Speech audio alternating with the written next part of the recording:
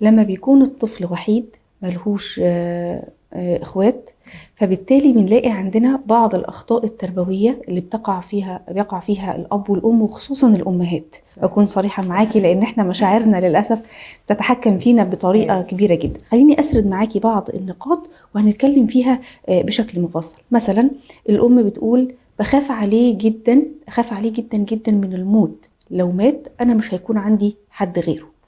النقطه الثانيه، لا احرمه ابدا من اي شيء، فهو وحيد، أعطيه كل ما يتمنى، كل طلباته مجابة، يعني لا تسمعه كلمة لا، كلها مجابة. النقطة الأخيرة، أتدخل في كل تفاصيل حياته وقراراته، حتى اختياره الجامعي واختياره لشريكة حياته. طيب خلينا ناخد النقاط دي نقطة نقطة من البداية. أول حاجة، بخاف عليه جدا من الموت، أنا ما عنديش طفل غيره، ولو لا قدر الله توفاه الله أنا مش هقدر أخلف تاني. نقدر نرد عليها ازاي؟ بجانب تربوي نفسي صحيح، وازاي هي تقدر تتعامل مع ابنها انها مش يعني متحكمة فيه وناقص انها تاخده تحطه في علبة وتقفل عليه صحيح. تمشي بيه.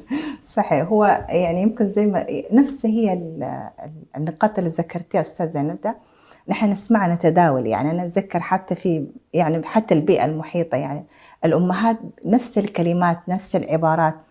أول نقطة يعني الله سبحانه وتعالى نحن نرجع للمرجعية الأساسية زي ما نحن ذكرت في البداية. كيف أتقبل الطفل بنفس المستوى ونفس درجة الإيمان ونفس الوعي ونفس الفهم اللي أنا تقبلته كونه طفل واحد.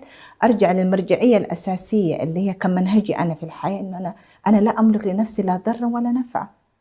يعني في النهاية مهما ولو كنت في بروج مشيدة، يعني سبحان الله، يعني الله هو خير الحافظين. هو يعني مهما نستودعهم الله سبحانه وتعالى. أيوة، يعني ديننا يأمرنا، يعني أنا مهما أنا ما حأكون أرحم من الله على ابني، ولا أنا أكون أكثر أحافظ عليه أكثر مما أنا يعني الوالدين هم يكونوا حماية بالنسبة له. هذه واحدة من الأخطاء التربوية اللي هي الحماية، اللي هي الخوف المرضي. نحن نسميه في التربية هو الخوف مرضي، وينتج عنه حقيقة يعني كثير، يسبب هلاوس ويسبب كثير من التوهم، وأحيانا بتكون الأم عايشة في حالة قلق مستمر. يعني بيبقى يعني أنا أعرف بعض الأمهات يا دكتورة أميرة يعني كانت بتتكلم معايا بتقول أنا حياتي أصبحت كلها قلق وخوف.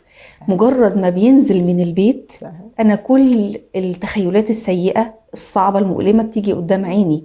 خرج اتأخر يبقى عمل حادثة، يبقى جراله حاجة، يبقى فبالتالي هي عايشة تحت ضغط عصبي على طول. يعني حتى بتقول أنا مش عارفة أفرح بيه، كبر وبقى ما شاء الله راجل جميل بيدخل الجامعة، مش عارفة تتبسط بابنها.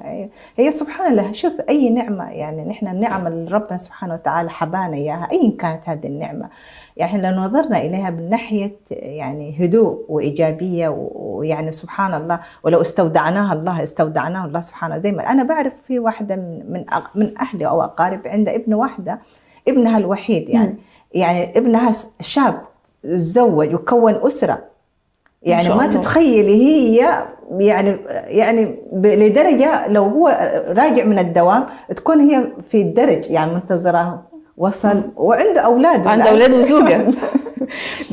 دي نقطة مهمة أنا هكلم مع حضرتك فيها. هل فعلا تدخلها الشديد ممكن يبوظ حياته ويخلي زوجته تكون متضايقة ولا لا من التصرفات دي؟ كل شيء التوازن. التوازن هو أساس الصحة النفسية وأساس الصحة الاجتماعية، وحتى حياتنا كلها مبنية على التوازن يا أستاذة ندى.